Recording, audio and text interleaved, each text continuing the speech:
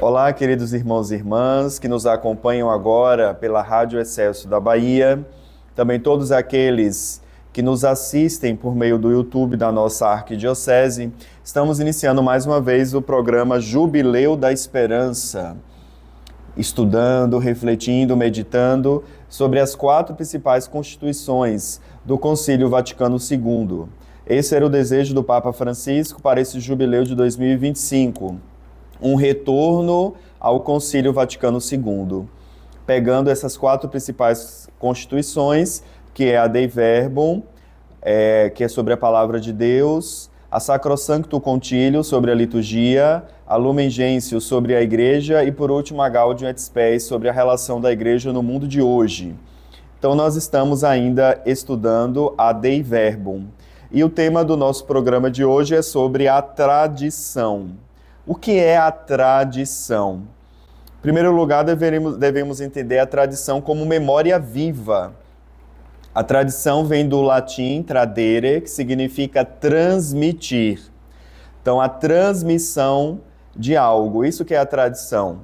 E no nosso caso, na teologia, na nossa experiência com Deus, nós dizemos que a tradição é aquilo que nos é transmitido, em primeiro lugar, por Deus e depois pela Igreja. Jesus mesmo que disse aos apóstolos: quem vos ouve, a mim ouve, quem vos rejeita, a mim rejeita. Então isso é a tradição, a transmissão da fé, que não se confunde, claro, com o tradicionalismo. Tem um filósofo, Pelikan, que ele diz que a tradição é a fé viva dos mortos e o tradicionalismo é a fé morta dos vivos. Então, a tradição é a fé viva dos mortos, porque aquilo que nós recebemos dos apóstolos, aquilo que nós recebemos da igreja se mantém ainda hoje vivo. Essa memória viva do anúncio do evangelho, do Senhor ressuscitado. Mas o tradicionalismo não, é a fé morta que está ainda nos vivos. Ou seja, o tradicionalismo se baseia apenas numa repetição de costumes, que com o passar dos tempos muitas vezes já perderam a sua razão de ser, já caíram em desuso.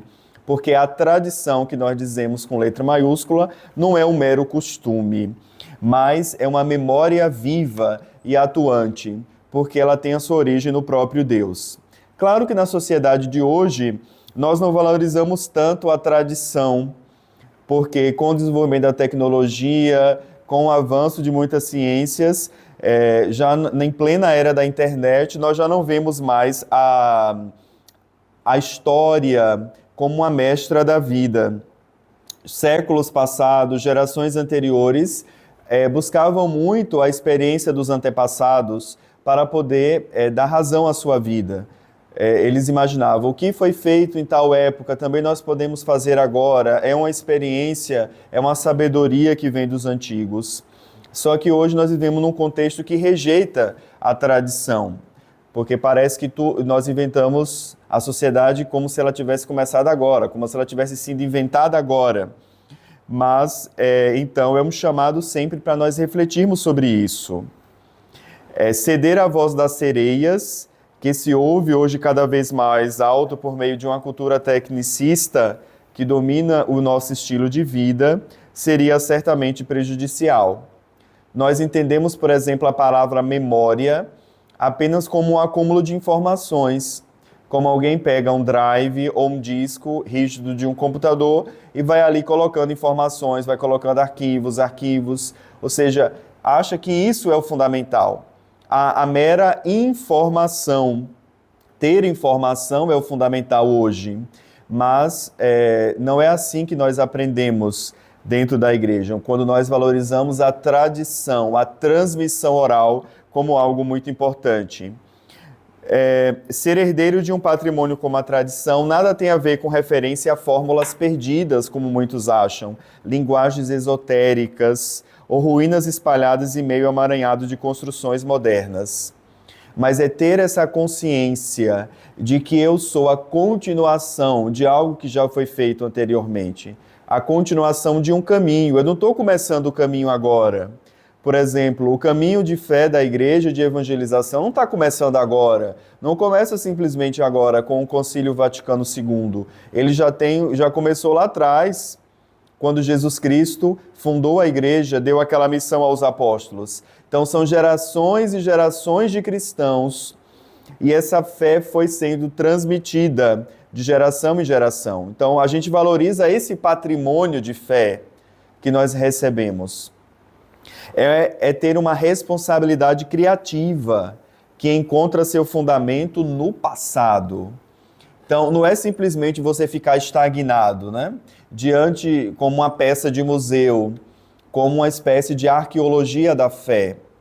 Mas é você ter essa responsabilidade criativa, no sentido de que temos um patrimônio que somos chamados a amar, somos chamados a valorizar. Mas, diante do mundo de hoje, dos apelos do mundo contemporâneo, como podemos fazer para que esse nosso patrimônio de fé, esse nosso anúncio, esse tesouro, como diz o apóstolo Paulo, que trazemos em vaso de argila, como podemos fazer para que esse anúncio seja mais credível? Eu acho fantástica aquela palavra do Papa Paulo VI na Evangelho Nunciante, que ele diz: novos métodos, novas expressões, novas estruturas, mas o anúncio é o mesmo. Diz a carta aos Hebreus que Jesus Cristo é o mesmo ontem, hoje e sempre.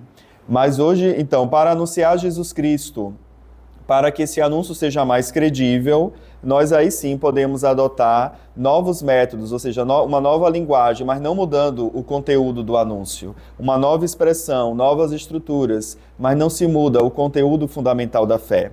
Então isso é viver conforme a tradição da igreja, como eu dizia, que não se confunde com o mero tradicionalismo. Que o tradicionalismo é você manter aquelas fórmulas petrificadas, né? Que não tem aquela criatividade, que não tem a adaptação. Mas não é isso que nós aprendemos com o significado mais profundo de tradição na igreja. A tradição, então, como todo aquele patrimônio de fé que nós recebemos e que nós agora vamos anunciar com uma nova expressão, com um novo método. Mas também na sociedade nós temos, né, vemos a importância da tradição, porque a nossa personalidade, a nossa cultura, tudo isso é fruto de uma tradição que nós recebemos. A cultura do Brasil, por exemplo, vem com a tradição de Portugal, um elemento indígena, também as tradições africanas, e tudo isso dá origem ao que é o Brasil. Por isso é importante também a gente valorizar, né, a memória daquilo que ocorreu. Assim, imaginemos um texto bíblico. O texto bíblico que é fruto de uma profunda tradição. Primeiro vem um processo oral, depois, com esse processo de transmissão oral, é que pouco a pouco foi sendo colocado por escrito. Mas quão pobre e quão incerta seria a nossa fé se nós nos encontrássemos sozinhos diante do texto bíblico. Imagine, como se fosse uma palavra ali apenas dirigida a mim pessoalmente, se eu não visse aquele texto bíblico como fruto de uma caminhada de um povo de fé. E se esse texto bíblico ele é fruto de uma caminhada de um povo de fé, o sentido que esse texto bíblico tem deve ser perguntado a quem? Não simplesmente a mim, mas ele deve ser perguntado a esse mesmo povo que escreveu, que deu origem a esse texto. Por isso que dizemos que na igreja nunca a palavra de Deus é de interpretação pessoal. Os textos bíblicos nunca são de interpretação pessoal, mas a interpretação cabe à igreja, porque foi a igreja, foi a comunidade de fé, foi esse povo de Deus que foi pouco a pouco, primeiro num processo oral, depois colocando esse texto por escrito, mas foi a igreja que produziu os textos bíblicos. Logo, é a igreja que deve interpretá-los. É como, por exemplo, você se depara diante de uma obra de arte, diante de um pintor muito famoso, e você vê aquela arte. Hoje em dia é muito comum ver os pintores pintassem de forma muito abstrata, sem nenhuma figura concreta, e você se pergunta, qual será o sentido da pintura? Cada pessoa pode dar um sentido a essa pintura, mas, vamos dizer assim, o sentido mais original, que foi o sentido com o qual o pintor fez aquela pintura, quem poderia dá-lo de forma melhor é quem fez aquela pintura, é o pintor mesmo. Então perguntemos a ele qual o sentido que ele quis dar àquela pintura. Assim também a palavra de Deus. Ela é fruto da igreja. Foi a igreja que formou, que concebeu a palavra. Logo, ela é que deve interpretá-la. Por isso dizemos que essa tradição é uma tradição viva, porque tudo aquilo que os cristãos possuem pertence à tradição e é por meio dela que nos foi transmitido. É uma transmissão que de geração em geração marca a história cristã. Claro, nós temos essa concepção, né, da fé do povo bíblico que vê Deus como se manifestando na história. Deus que se revela em fatos concretos. Então, nesse revelar-se de Deus durante a história, vai sendo construída uma memória. Vai sendo construída uma tradição. E é graças, então, à força da tradição que soube reunir e transmitir conteúdos ao longo do tempo, que isso foi se tornando um patrimônio de fé de toda a igreja. Na Dei Verbum, esse documento importante do Concílio Vaticano II sobre a Palavra de Deus, os padres conciliares conseguiram nos dar uma bela síntese a respeito do que significa, então, essa tradição. Vamos ver o que está escrito no número 7 da Dei Verbum. Aquelas realidades que Deus revelara para a salvação de todos os povos, quis ele, em sua imensa bondade, que permanecessem íntegras para sempre e fossem transmitidas a todas as gerações. Então nós temos aí, em primeiro lugar, um ponto de partida, que é a revelação de Deus. A iniciativa sempre é de Deus. A iniciativa não é da pessoa humana, não é da humanidade. É Deus que decide revelar-se. É Deus que se deixa conhecer. Então, aquilo que Deus revela em sua imensa bondade, ele quis que permanecesse íntegro o seu conteúdo. E é isso que vai sendo transmitido de geração em geração. Assim, o Cristo Senhor, em quem toda a revelação do Deus Altíssimo atinge a sua plenitude, claro, sabemos que a plenitude da revelação é Jesus Cristo. Porque durante o Antigo Testamento, Deus se comunica à humanidade, Deus se comunica a Israel, mas nunca aparece em si, em pessoa. Isso só se dá apenas com Jesus Cristo, que é o Filho de Deus, da mesma natureza de Deus.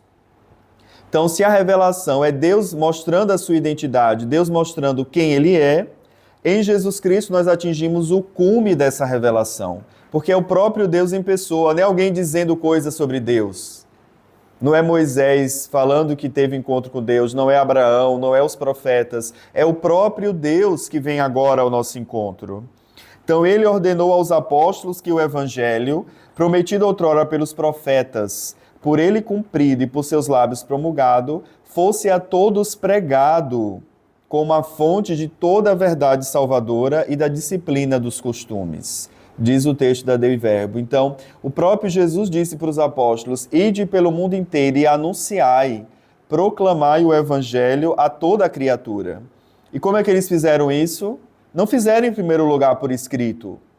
Eles fizeram por meio da tradição, ou seja, da transmissão daquilo que eles receberam de Jesus, dos ensinamentos que eles receberam do Mestre, daquilo que eles puderam presenciar, os fatos, os feitos de Jesus, os sinais, os milagres que ele realizou, aquilo que eles experimentaram, aquilo que eles receberam de Jesus, eles transmitem às primeiras gerações dos cristãos.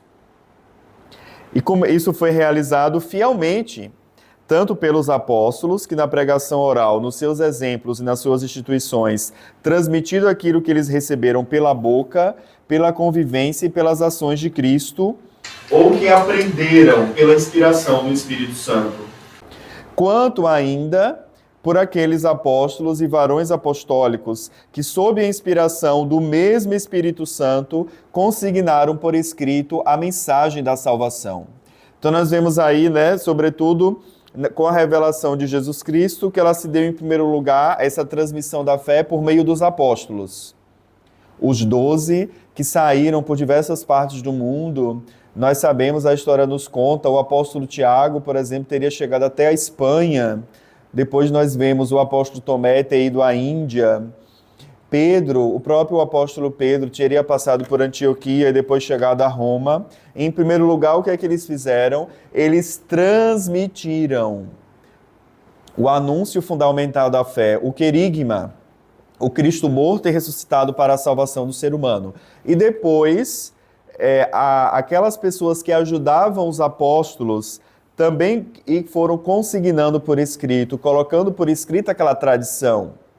O que é o Evangelho de Marcos, senão aquilo que foi colocado por escrito da tradição recebida do apóstolo Pedro? Ali nós vemos a pregação do apóstolo Pedro, que pouco a pouco foi sendo colocado por escrito. Já o conteúdo do evangelista Lucas está muito mais ligado ao mundo grego, está ligado mais à tradição de Paulo, daqueles apóstolos que foram ao mundo grego para evangelizar. Então, assim é a tradição, essa transmissão, em primeiro lugar é por escrito, depois foi colocado primeiro foi colocado de forma oral e depois foi colocado por escrito. Foi uma transmissão oral para depois o texto. E assim nós vemos a sucessão apostólica, ou seja, os primeiros apóstolos foram para diversas regiões do mundo, fundando a igreja, fundando comunidades cristãs, e eles deixavam outros que continuassem a sua missão.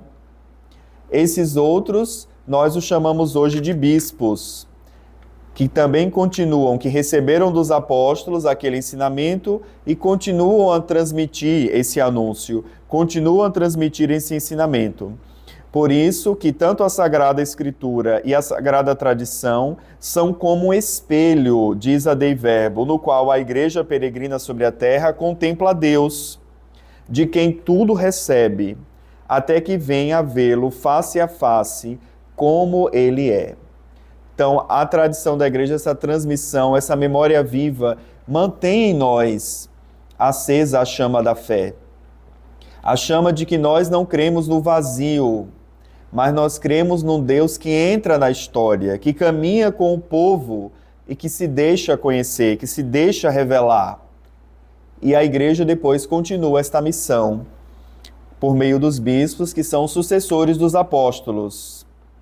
Por isso, podemos dizer com a Dei Verbum que a pregação apostólica, que se exprime de modo especial nos livros inspirados, devia conservar-se por uma sucessão contínua até o fim dos tempos. O que é que Jesus diz para os apóstolos? Eis que eu estarei convosco todos os dias, até o fim do mundo. E esta é a fé da igreja. Nós acreditamos que ela está presente hoje, o Senhor está presente entre nós, que o Senhor também fala hoje por meio daqueles que exercem na igreja o carisma apostólico, que é o Papa e os bispos, que são aqueles que, por excelência, são chamados os mestres da fé, porque são chamados a custodiar, a guardar a tradição que nós recebemos de Deus, a palavra de Deus escrita e também a palavra de Deus que foi nos transmitida de forma oral. Por isso, esta tradição, diz a Dei Verbo, que remonta aos apóstolos, se desenvolve na igreja sob o auxílio do Espírito Santo. Então é o Espírito Santo que acompanha a igreja no seu caminho. É o Espírito Santo que vai guiando a igreja na revelação, que vai mantendo acesa essa chama da fé, que vai dando discernimento não só aos apóstolos, não apenas às primeiras gerações dos cristãos, mas vai dando esse discernimento a todas as outras gerações cristãs, à igreja no seu percurso pela história, para que ela não caia na infidelidade ao seu Senhor. Para que ela saiba de fato, como diz o apóstolo Paulo, guardar o depósito da fé que nós recebemos de Cristo. Então é o Espírito Santo que nos ajuda a guardar bem esse depósito da fé, a tradição que nós recebemos dos apóstolos. De fato, cresce a percepção tanto das realidades quanto das palavras transmitidas, seja pela contemplação e estudo dos fiéis que aguardam no coração, seja pela compreensão profunda das realidades espirituais que experimentam, ou ainda pelo anúncio daqueles que, em virtude da sucessão episcopal, receberam o carisma certo da verdade. pois a Igreja, com o passar dos séculos, tende continuamente para a plenitude da verdade divina, até que nela se cumpram plenamente as palavras de Deus. Então é isso que o Espírito Santo nos vai dando, dá um discernimento a respeito das realidades da fé, um discernimento a respeito da palavra de Deus escrita, da palavra de Deus oral que nos é transmitida, para que nós possamos então manter fiel esse depósito. É uma obra de Deus, não é uma obra humana. Se fosse uma obra humana, já teria acabado há muito tempo, porque nós somos mestres em colocar, deturpando, né, as coisas, como na Torre de Babel. Vamos sempre colocando o nosso estilo, a nossa vontade, a nossa mentalidade.